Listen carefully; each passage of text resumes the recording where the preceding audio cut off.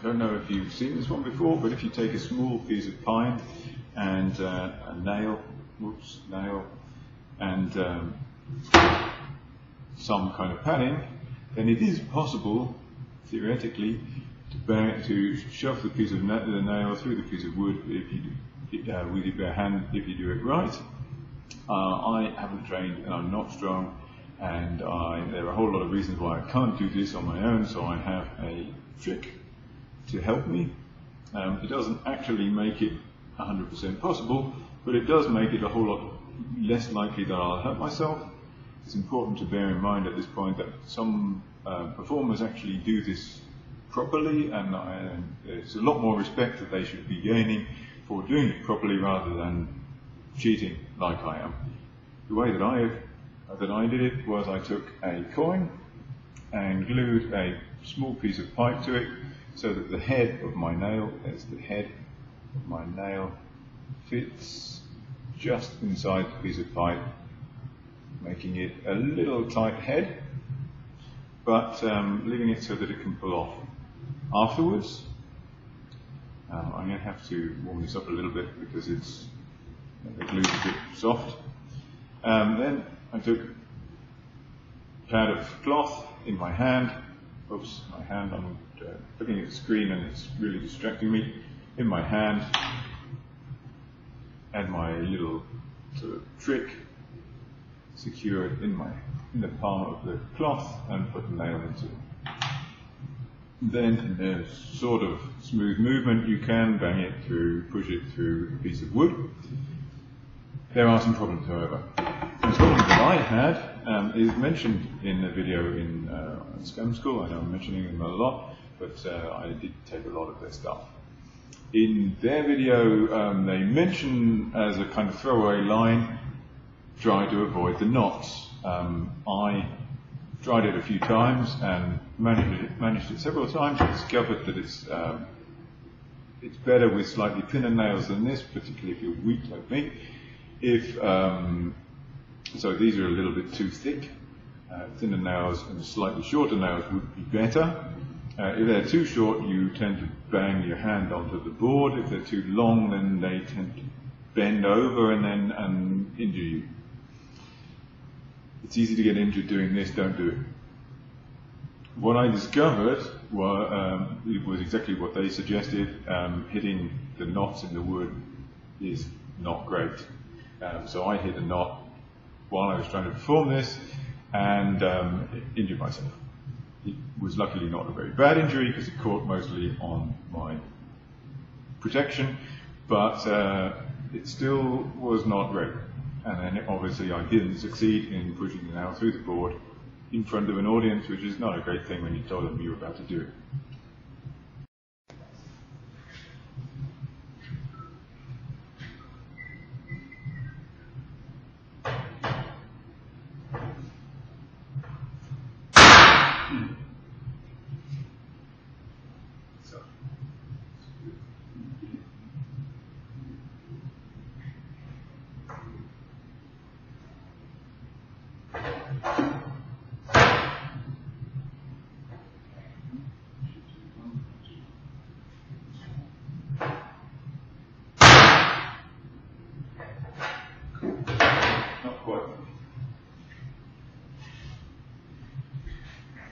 So not through that time, but at least reasonably in. It ruined my gimmick, so you need to be careful.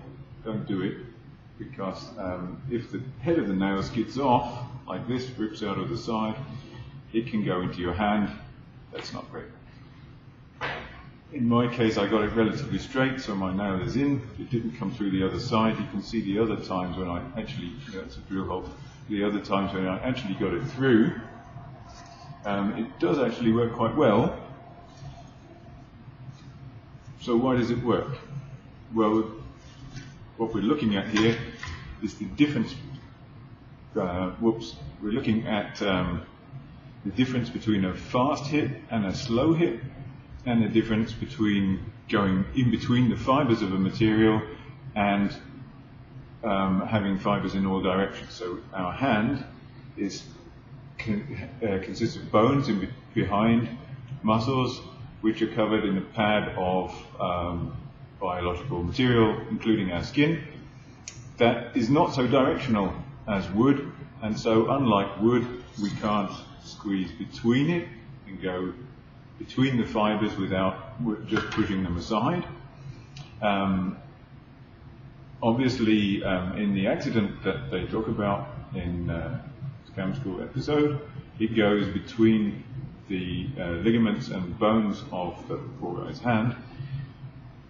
This is obviously something to avoid, which is why my particular way of cheating is bigger than the gap between my fingers, so that to minimize the possibility of that happening, particularly if you take a monkey thing like this. When I was testing it, I tested it with leather, which is a little bit less dangerous, but it's really not a good thing to do. This, this,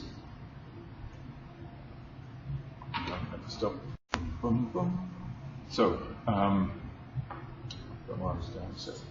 yes, but obviously the pressure on the point of a nail is really, really much greater than the pressure on the head of the nail. The force that we're trying to apply is the force that the point needs to push into the material, and also the friction on the side of the nail.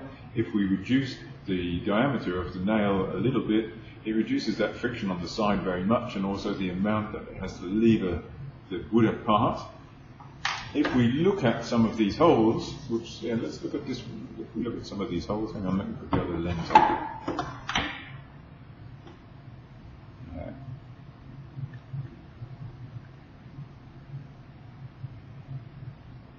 That's better.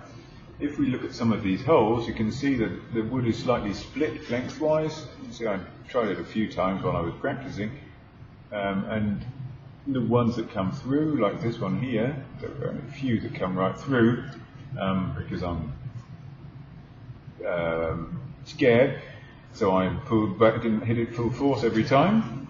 But in the ones that come through, you can see that the wood is split slightly lengthwise. It's also very low strength timber along the grain, so it's very weak, much weaker than we imagine it to be, because we're not very good at estimating the strength of sort of biological materials, which are way stronger in the grain direction than they are across the grain. If we hit a knot, which is what I did, and we tend to hurt ourselves, if we hit a knot, the grains are moving intertwined in different directions, and that's why the nail struggles to get through. It can't split as easily. If you ever try to split a piece of wood with an axe, it's much more difficult if there's a branch coming out of the side or a knot in it.